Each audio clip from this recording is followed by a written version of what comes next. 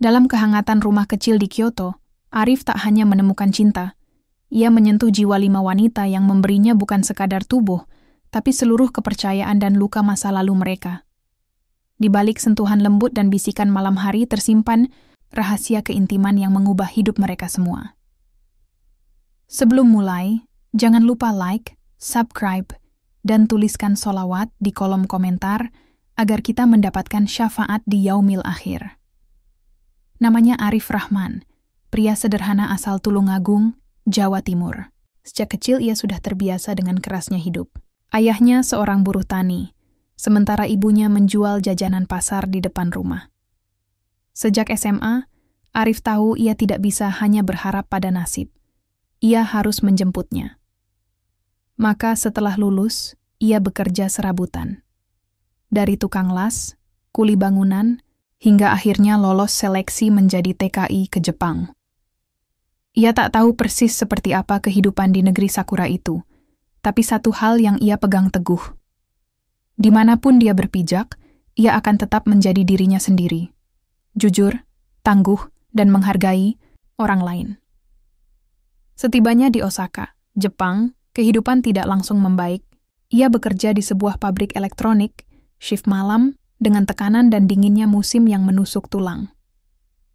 Namun perlahan ia mulai beradaptasi. Ia belajar bahasa Jepang di sela jam kerja, menabung sedikit demi sedikit, dan mulai mengenal budaya lokal. Ia tidak pernah menyangka bahwa tekad sederhana untuk bertahan akan membawanya ke arah yang tidak pernah ia bayangkan, cinta. Pertemuan pertama terjadi dengan Aiko, seorang guru tari tradisional Jepang. Arif bertemu dengannya di taman kota saat sedang jogging di pagi hari. Aiko sedang berlatih gerakan tari, dan Arif tanpa sadar memperhatikannya terlalu lama. Saat Aiko menyadarinya, ia justru tersenyum dan mengundang Arif untuk duduk menonton lebih dekat. Dari sana, obrolan kecil terjadi. Aiko terpesona dengan keberanian Arif meninggalkan tanah kelahirannya. Arif, di sisi lain, kagum pada ketenangan dan kelembutan Aiko. Pertemanan pun dimulai, berkembang jadi keakraban, lalu cinta yang pelan-pelan tumbuh dalam diam. Hana datang sebagai kejutan. Ia barista di sebuah kafe kecil tempat Arif kadang menunggu kereta. Hana dikenal ramah dan ceria, dengan tawa yang menular. Awalnya mereka hanya bertukar sapa, lalu berlanjut jadi candaan, hingga akhirnya Hana mulai menyiapkan minuman khusus kopi Jawa untuk Arif setiap ia datang. Hubungan mereka terasa seperti kopi itu, hangat, akrab, dan membangkitkan semangat. Hana mengagumi kesederhanaan Arif, sementara Arif belajar menikmati hidup dari spontanitas Hana. Yumi berbeda lagi. Ia adalah seorang seniman visual yang sering menggelar pameran lukisan di pusat komunitas kota. Arif bertemu dengannya secara tak sengaja saat membantu teknisi memperbaiki pencahayaan di galeri tempat Yumi memamerkan karyanya. Yumi melihat bagaimana Arif memperhatikan detail kecil, lalu mendekatinya dan bertanya apakah Arif juga tertarik pada seni. Meski Arif mengaku tidak mengerti lukisan, ia berkata jujur bahwa ia bisa merasakan keheningan yang dalam dari karya Yumi. Kalimat itu membuat Yumi memandangnya berbeda. Sejak itu, mereka sering mengobrol tentang rasa, kehidupan, dan hal-hal yang tak mudah dijelaskan dengan kata. Hari itu, langit Kyoto tampak teduh, seolah tahu bahwa ada sesuatu yang tak biasa sedang berlangsung. Di sebuah taman kecil pinggir kota, Arif berdiri dengan balutan jas sederhana warna abu-abu. Wajahnya tampak tenang, namun sorot matanya tak bisa menyembunyikan gelombang perasaan di dalam dadanya. Di hadapannya berdiri 5 wanita yang selama ini mengisi kehidupannya dengan cara yang tak sama, tapi saling melengkapi. Aiko, Hana, Yumi, Riko, dan Mei. Semuanya berpakaian putih lembut, bukan gaun pengantin mewah, tapi pakaian yang mencerminkan kepribadian mereka masing-masing.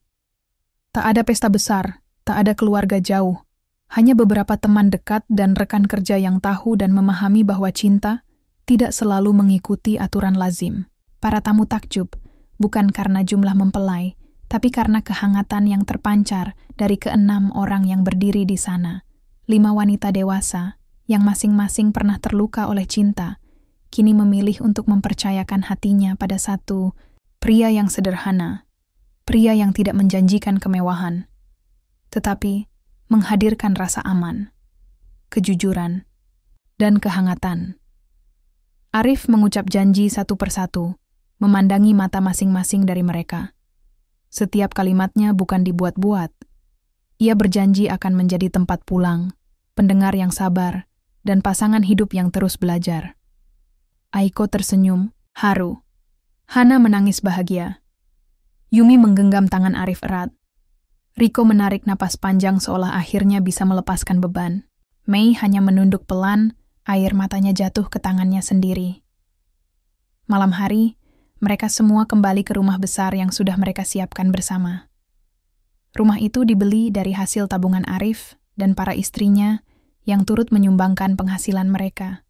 Rumah 2 lantai itu punya halaman belakang yang rindang dan dapur besar di tengah-tengahnya. Mereka tidak memisahkan ruangan berdasarkan status istri pertama atau kedua. Semuanya setara. Semuanya bagian dari keluarga yang baru. Malam pertama, mereka bukanlah soal ranjang, melainkan soal kehadiran. Arif menghabiskan waktunya dengan masing-masing istri, bukan untuk keintiman fisik, tetapi untuk menciptakan ikatan batin.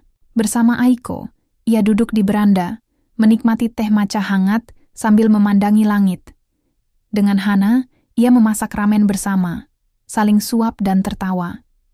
Yumi mengajaknya melukis di studio kecil mereka, sementara Riko mengajak berdiskusi soal filosofi Zen yang ia pelajari. Mei, yang paling pemalu, mengajaknya membaca buku cerita anak, lalu menceritakan kisah masa kecilnya yang sunyi. Pada malam itu, tidak ada rasa saling bersaing. Tidak ada cemburu yang meledak. Hanya ketulusan yang pelan-pelan dibangun dalam suasana intim yang lembut. Arif tahu, tantangan ke depan akan berat. Tapi ia juga tahu satu hal. Rumah ini bukan hanya tempat tinggal, melainkan ruang di mana cinta dalam bentuknya yang paling manusiawi bisa tumbuh, pelan, hangat, dan terus hidup. Aiko adalah sosok yang penuh kelembutan. Tubuhnya mungil, gerakannya anggun, dan suaranya nyaris seperti bisikan daun bambu di sore hari. Arif merasa damai setiap kali bersamanya. Mereka punya kebiasaan berjalan kaki berdua di sore hari, menyusuri jalan setapak di taman dekat rumah. Aiko sering menggenggam tangan Arif tanpa berkata apa-apa.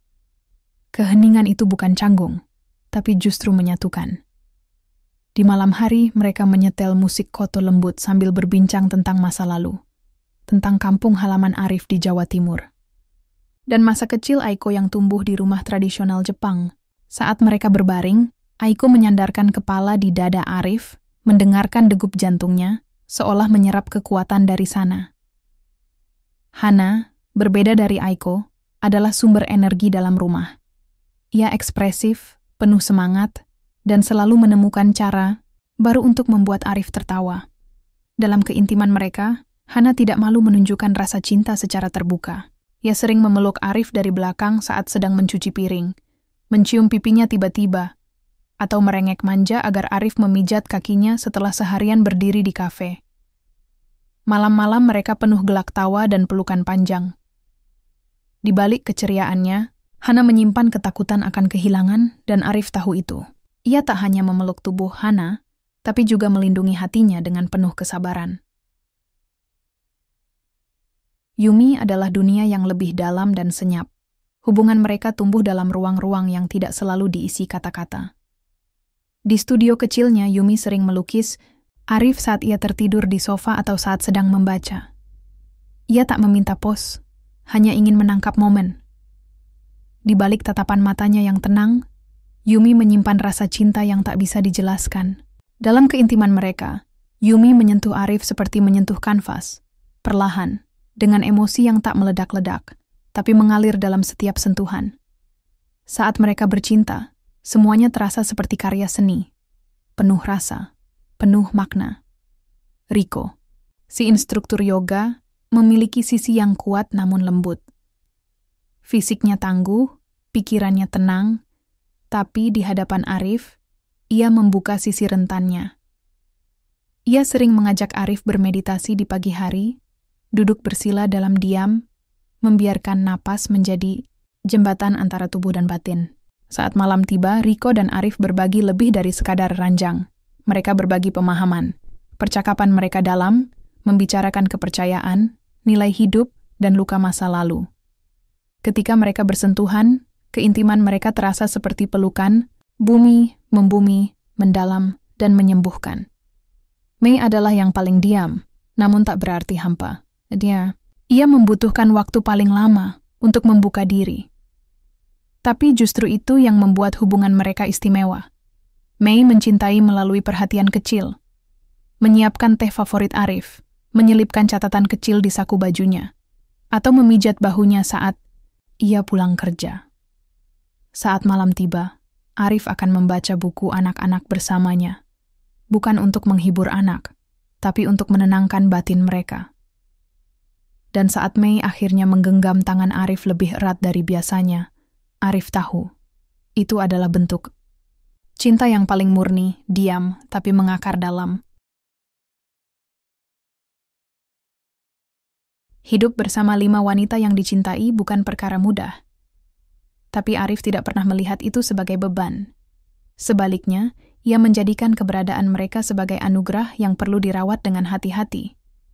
Ia menciptakan waktu khusus untuk masing-masing, bukan sebagai bentuk keadilan matematis, tapi karena ia ingin benar-benar hadir di hati setiap istrinya. Setiap dari mereka memiliki ritual kecil bersama Arif, ritual yang menjadi bahasa cinta mereka masing-masing. Setiap pagi, Arif menyeduh kopi spesial untuk Hana. Ia tahu Hana suka kopi yang tidak terlalu asam, dengan aroma sedikit kayu manis. Saat menyerahkannya, Hana akan mencium pipi Arif dan berkata, "Pagi ini terasa lengkap. Aiko biasanya baru bangun sedikit lebih siang." Ia dan Arif akan duduk bersama di lantai kayu dekat jendela, minum teh hijau sambil berbincang pelan tentang kelestariannya, tentang mimpi-mimpinya yang perlahan tumbuh kembali sejak mengenal Arif. Bersama. Mei, waktu terbaik adalah sore menjelang maghrib. Mereka duduk di pojok baca rumah, saling diam dalam kesibukan halaman buku yang berbeda. Kadang Arif akan menggenggam tangan Mei tanpa berkata-kata. Di saat seperti itu, keheningan terasa jauh lebih dalam dari percakapan. Sementara dengan Yumi, mereka sering menghabiskan malam bersama di studio. Arif tak jarang tertidur di sudut ruangan, dan Yumi akan menutupinya dengan selimut, lalu melukis wajahnya yang lelah dengan lembut penuh rasa. Riko menyukai aktivitas fisik yang menyatu dengan ketenangan. Mereka sering berjalan pagi sambil mendiskusikan topik-topik berat, soal makna hidup, soal ketidaksempurnaan manusia, bahkan soal bagaimana mereka memaknai hubungan poligami yang mereka jalani secara sadar. Arif tidak menjawab semuanya dengan teori, tapi dengan kehadiran. Saat Riko ragu, ia merangkulnya. Saat Riko menangis diam-diam, ia diam bersamanya. Namun hidup bukan selalu damai. Kadang-kadang perasaan tak terucap menyusup. Riko pernah menyendiri 2 hari karena merasa bersalah telah cemburu pada Yumi. Hana sempat marah karena merasa dilupakan saat Arif terlalu sibuk membantu Aiko mengajar. Tapi di rumah mereka, konflik bukanlah akhir, ia adalah proses tumbuh. Mereka punya kesepakatan, tak ada rasa yang dibiarkan membusuk dalam diam. Semua harus dibicarakan, dengan lembut, dengan saling peluk jika perlu. Pernah suatu malam, Arif pulang kerja lebih larut dari biasanya. Tubuhnya lelah luar biasa. Tapi saat ia membuka pintu, ia terkejut. Kelima istrinya menunggu di ruang tengah dengan lampu remang, lilin kecil menyala di atas meja, dan aroma harum teh jahe menguar. Mereka tak berkata apa-apa, hanya menyambut Arif dengan senyum hangat dan pelukan bergantian. Satu demi satu, mereka membantu melepas sepatunya, memijat punggungnya, mengajaknya mandi air hangat. Arif nyaris menangis.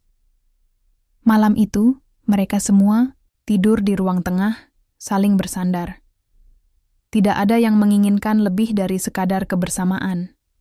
Tak perlu keintiman fisik. Kehangatan tubuh dan hati yang bersentuhan sudah lebih dari cukup untuk membuat mereka merasa utuh. Waktu terus berjalan, tapi cinta mereka tidak lapuk.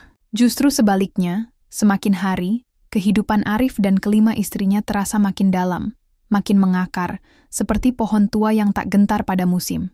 Rumah itu, yang awalnya hanya tempat tinggal bersama, kini telah menjadi tempat berteduh batin bagi semua yang ada di dalamnya. Tidak hanya menjadi saksi tawa, tetapi juga peluh, air mata, dan pengertian yang terus diuji.